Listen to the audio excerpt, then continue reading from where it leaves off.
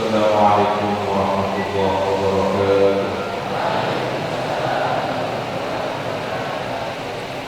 Bismillahirrahmanirrahim. Alhamdulillahirabbil alamin wa bihi nasta'inu ala umuri dunya waddin. Wassalatu wassalamu ala asyrafil anbiya'i wal mursalin Sayyidina Muhammadin wa ala alihi wa sahbihi ajma'in. Qala rabbi shrah li sadri wa yassir li amri wahlul 'uqdatam min lisani yafqahu qawli.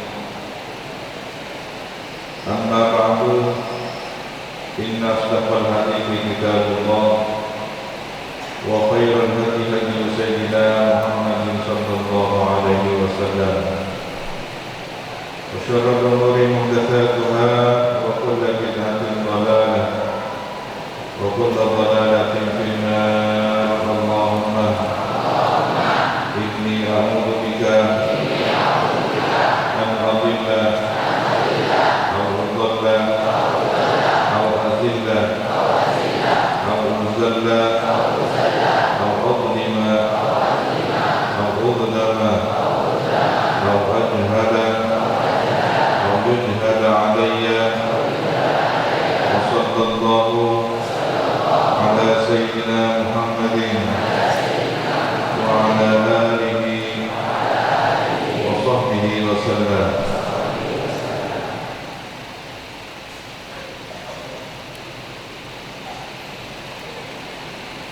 Silakan baca Ustaz Muhammad Agus Supriyadi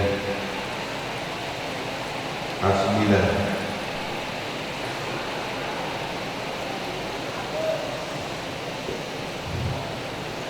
ridallahu ankum wa barakallahu fikum. Bismillahirrahmanirrahim. Qala al-musannifu rahimahullahu ta'ala wa nafa'na bihi wa bi ulumihi fid dharain. Amin. Wa naqala syarul masail al-maliki wa naqala dan menukil asyarul masail siapa Imam Syarul Masail al-Maliki fi awal kitabih di awal kitab beliau Al-Mudurri yakni Al-Mudurri an Nabi sallallahu alaihi wasallam dari Nabi sallallahu alaihi wasallam annahu sungguhnya baginda Nabi qala ialah bersabda siapa baginda Nabi man awwamal alima faka'annama yu'azzimu Allah ta'ala wa man tahawana bil alimi fa innama dhalika istighfafun billahi ta'ala wa bi rasulih. Man barang siapa awwama yang mengagungkan siapa man al-alima kepada orang yang berilmu faka'annama yu'azzimu maka seakan-akan mengagungkan siapa man Allah Ta'ala kepada Allah Ta'ala. Wa man dan barang siapa tahawana yang menghina siapa man bil alim kepada orang yang berilmu fa inna ma dzalika maka hanya saja ada hal tersebut istighfafun ialah merendahkan billahi ta'ala kepada Allah Ta'ala wa bi rasulihi dan kepada rasulnya. Sebelum memahami tentang orang alim sehingga kita mendengar keterangan tadi bahwa siapa yang memuliakan orang alim maka hanyalah dia sebenarnya memuliakan Allah, mengagungkan Allah Subhanahu wa ta'ala. Tidak sampai pada tingkatan alim memuliakan makhluk sesama ciptaan Allah saja, memuliakan manusia, memuliakan binatang, memuliakan makhluk yang ada di alam semesta ini adalah bagian dari bentuk memuliakan Sang Maha Pencipta Allah Subhanahu wa ta'ala. Terlebih orang yang dimuliakan adalah orang yang berilmu. Lebih kuat argumentasinya alasan untuk memuliakan. Kenapa? Karena orang tersebut ada ilmu yang Allah anugerahkan untuk dihormati. Kita ingat sejarah bagaimana Nabi Adam diberi ilmu oleh Allah, lalu malaikat diperintah untuk sujud pada Nabi Adam, sujud penghormatan.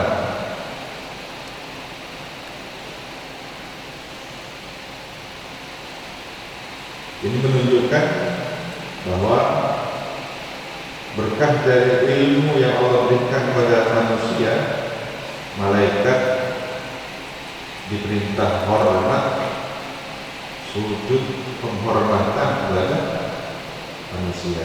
Padahal manusia punya potensi berbuat salah, lupa, lalai. Sementara malaikat mulia tidak pernah lalai, tidak pernah berbuat durhaka kepada Allah, tetapi diperintah hormat kepada manusia karena manusia ini berilmu. Alasan lainnya adalah yang dihormat itu adalah ilmu. Bukankah nama dari sekian nama Allah SWT, Asmaul Husna adalah Al-Alim,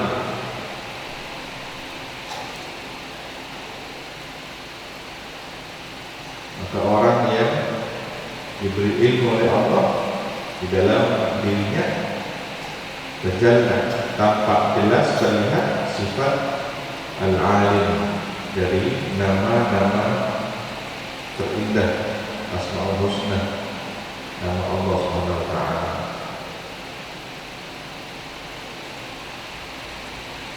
Sebaliknya, orang yang menghina merendahkan orang alim, maka dia sebenarnya adalah menghina merendahkan Allah Subhanahu wa taala dan Rasulullah. Sekali lagi, sebelum berbicara tentang keilmuannya, sesama makhluk saja merendahkan makhluk, menghina, jijik, sambil kemudian menunjukkan sikap menghina kepada binatang. Ada seekor anjing dengan air liurnya yang menetes, lalu kita jijik, menghina. Begitu juga ada binatang tertentu yang dianggap bentuknya jelek, buruk rupa, lalu dihina. Ingat bahwa makhluk itu ada penciptanya. Kita khawatir ketika seseorang menghina ciptaan, sebenarnya adalah menghina Sang Maha Pencipta. Terus bagaimana kalau ada orang jijik, melihat tikus jijik, melihat binatang tertentu kecoa jijik? Jijik yang manusiawi ya tidak ada masalah. Tetapi kalau kemudian jijik yang menunjukkan menghina, ini yang menjadi masalah. Kisah yang sangat terkenal dalam peristiwa penghinaan terhadap binatang ini, kita perlu belajar kepada Al-Imam Abu Yazid Al-Bustami di saat berdialog dengan seekor anjing. Tentu anjing ini tidak bisa berbicara sebagaimana manusia, tetapi lisanul hal, kondisinya, keadaan dirinya lah anjing ini berkata kepada Imam Abu Yazid Al-Bustami, dipahami oleh beliau dengan pemahaman yang tinggi. Seekor anjing menggonggong, air liurnya menetes. Ternyata dalam pemahaman Abu Yazid Al-Bustami itu, anjing tersebut seakan berkata, jika engkau menghina aku dengan bentuk rupaku yang buruk ini, dengan gonggongan suaraku yang memekakkan telinga, dengan air liurku yang menjijikkan ini, bahkan dihukumi secara ilmu fikih najis wa Allah. Jika engkau menghinaku, ingat bahwa aku ada penciptanya. Aku diciptakan dalam kondisi begini. Hati-hati, jangan sekali-kali menghina aku ya, tercipta dalam kondisi buruk rupa dan perangai. Tetapi ingatlah, ketika ada kesombongan dalam hati dirimu, hati manusia, bahwa engkau lebih baik dariku, engkau lebih suci dariku, maka najis muwalladahku bisa disucikan dengan 7 kali basuhan, salah satunya dicampur debu. Tetapi najis yang ada dalam hatimu, najis apa maksudnya? Kesombongan, tidak akan bisa dibersihkan meskipun dengan 7 samudera.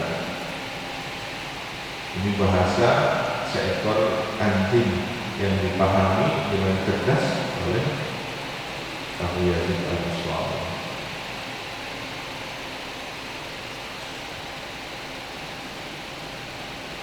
Maka jangan sekali-kali menghina makhluk Allah meskipun itu seekor anjing. Apalagi orang alim yang memang pantas untuk dimuliakan. Lalu apa alasannya dihina?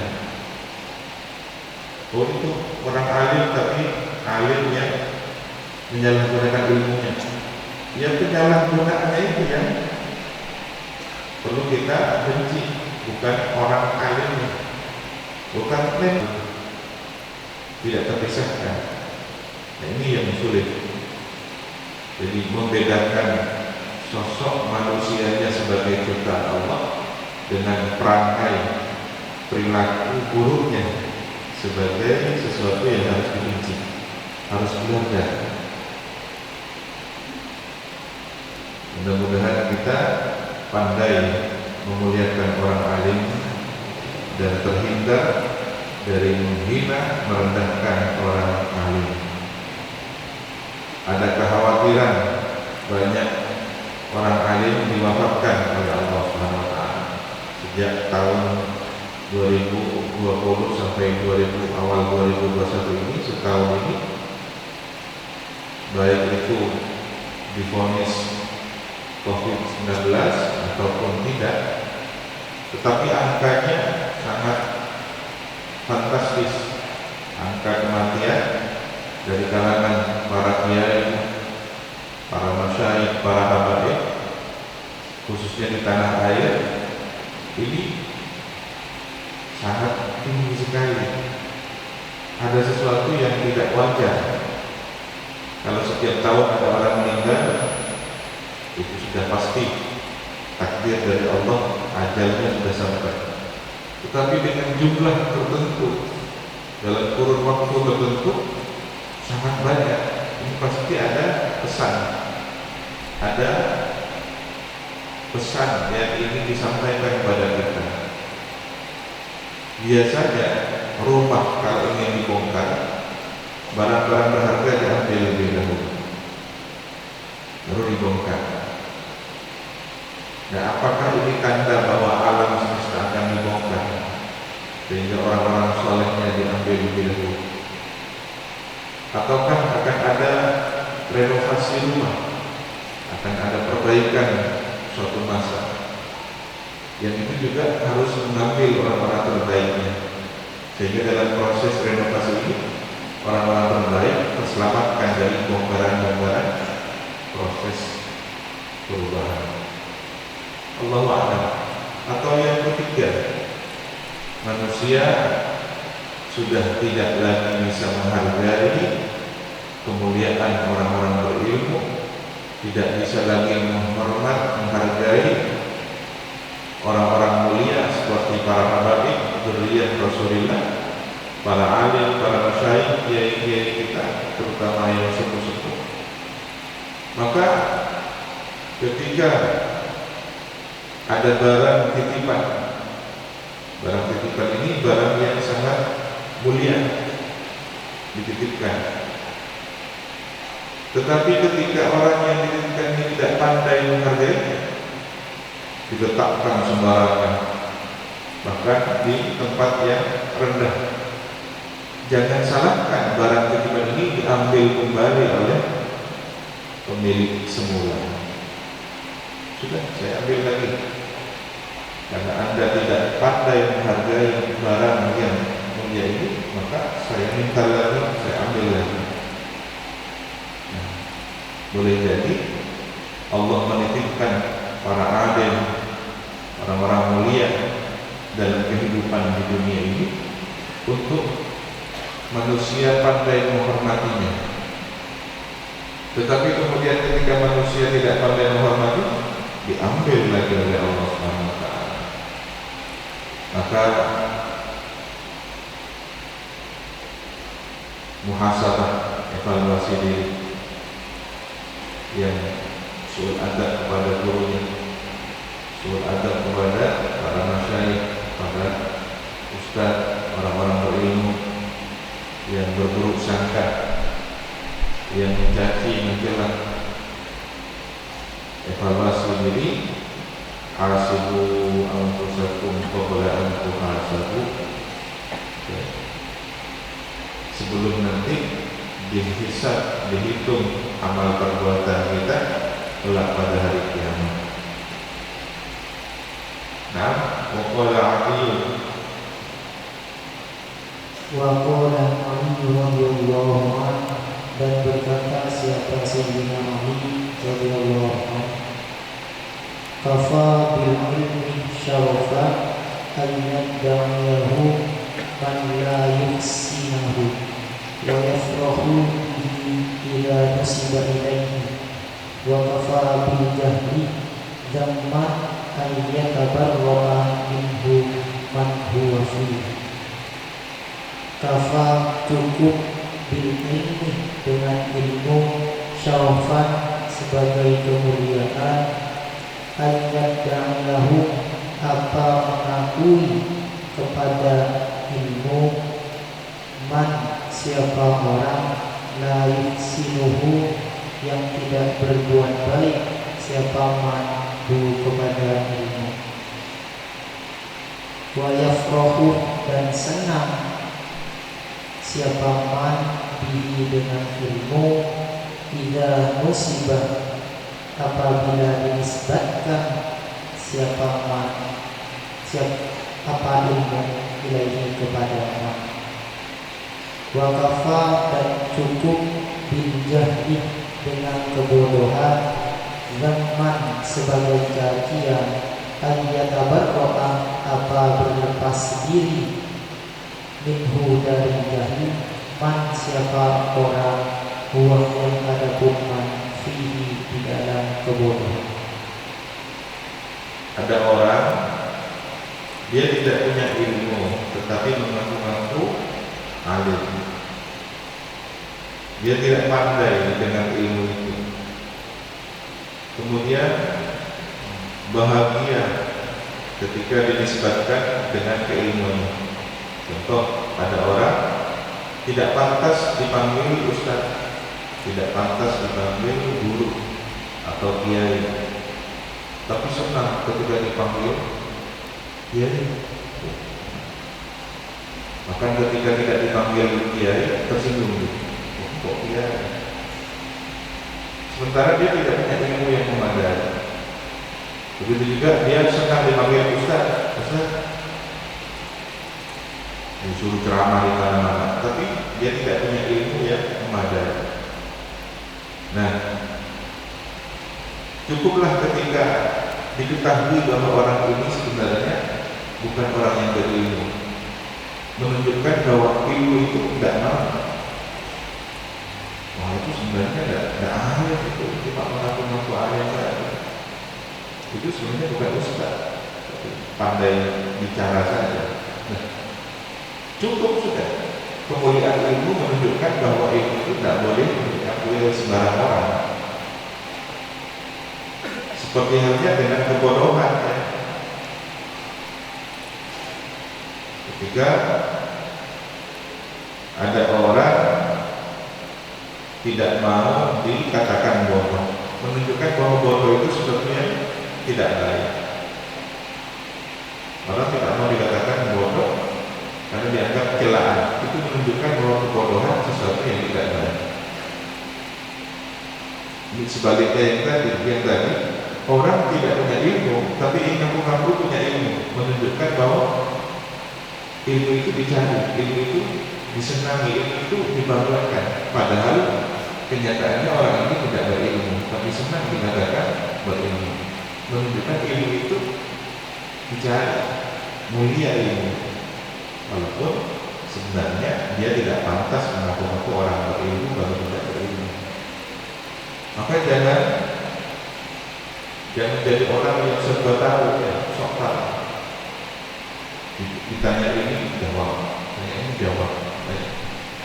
Imam Malik saja ditanya 42 pertanyaan, mungkin sudah jawabnya 7. Imam Ahmad bin Hanbal ditanya banyak hal, jawabannya la adri. Atau dalam bahasa yang lain, bahwa ketika ditanya suatu hadis, ma wajadtuhu, saya tidak menjumpainya.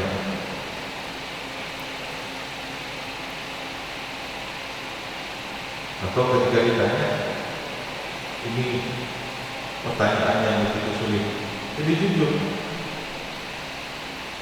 daripada memaksakan diri. Memaksakan diri soal bagaimana menurut Anda fenomena tentang pandemi? Dia ingin dianggap pakar. Menurut saya pandemi itu adalah sejenis kunang-kunang yang hendak Pak Bapak, di mana kunang-kunang ini dari bukunya orang mati. Ini biasanya ingin dianggap hebat, orang yang ingin dianggap sebagai. Jawaban ketika ditanya la adri, saya tidak tahu, itu nisful ilmu, separuh ilmu. Kok bisa ya? Dia punya ilmu tentang dirinya, bahwa dirinya tidak tahu.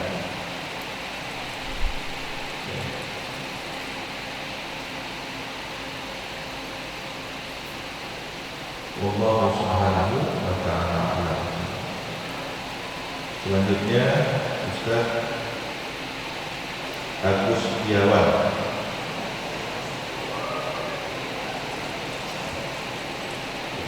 A8. Barakallahu fiikum. Qala al-musannif rahimahullah ta'ala wa nafa'ana bihi wa 'ulumihi fid dharain ila qol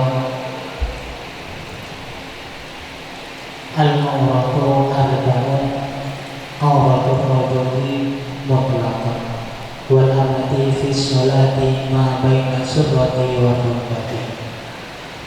Al-awratu adapun beberapa aurat, arba'un ialah ada 4. Auratul rajuli yang pertama auratnya laki-laki mutlaqan secara mutlak. Wal amati dan budak perempuan fi sholati di dalam salat ma sesuatu baina surrati wa rukbati di antara pusar dan lutut. Ada kesamaan antara aurat seorang laki-laki dalam segala kondisi mutlak dengan auratnya seorang budak perempuan ketika sholat. Apa batasannya? Ma baina surrati wa rukbah, antara pusar dan lutut. Nah, Wa auratil hurrati fi sholati jami'u badaniha ma siwal wajhi wal kafain. Wa auratil hurrati dan auratnya perempuan merdeka fi sholati di dalam sholat jami'u badaniha ialah seluruh badannya hurrah ma sesuatu siwal wajhi selain wajah wal kafain dan tangan. ya, ini yang perlu dipahami adalah aurat ketika dalam sholat. Jika auratnya budak perempuan ketika sholat, ma baina surrati wa rukbah. Perempuan merdeka ketika sholat seluruh badannya kecuali wajah dan telapak tangan. Ini yang disebut dengan telapak tangannya, bukan punggungnya.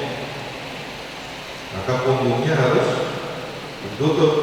Biasanya mau kena atau ruku sampai menutup sini yang terbuka. Dan biasanya ada semacam pengikat. Wajahnya pun perempuan itu ada batas wajahnya, jangan sampai dagu kelihatan. Jadi harus tertutup di bagian dagu, hanya wajah saja. Ada batasan mukena. Ya. Ketika ada rambut, itu bisa membatalkan pemasukan. Ini ketika sholat. Ya. Maka jangan dipahami kalau budak perempuan bisa dilihat selain pusar dan lututnya. Tidak, ini aurat ketika sholat. Tapi ketika budak perempuan ini dipandang oleh laki-laki yang bukan mahramnya, maka seluruh tubuhnya adalah aurat seperti seorang wanita merdeka.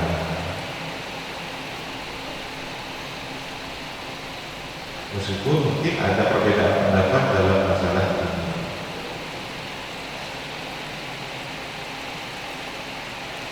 Wa auratul hurrati wal amati Wa auratul hurrati wal amati idal ajali jami'ul badan. Wa auratul hurrati dan auratnya perempuan merdeka, wal amati dan budak perempuan, idal ajali di hadapan orang lain, jami'ul badani seluruh badan. sudah disebarkan mahram. Ya, ini mahram selain yang sudah ditulis di lembaran itu skema, maka selain itu juga bukan mahram. Begitu juga saudara sepersusuan sama dengan saudara kandung. Nah, Wa idda maharimihima wal nisa'i ma baina surrati wa rukbati. Wa idda maharimihima dan di hadapan mahram keduanya dari Hurrah bin Amr, wal nisa'i dan perempuan, ma sesuatu baina surrati wa rukbati di antara pusar dan lutut. di perempuan muda dengan perempuan merdeka ketika bersama mahramnya, saudaranya, ayahnya, pamannya. Begitu juga ketika bersama wanita, sesama wanita, batasan auratnya adalah antara pusar dan lutut. Rasulullah subhanahu wa ta'ala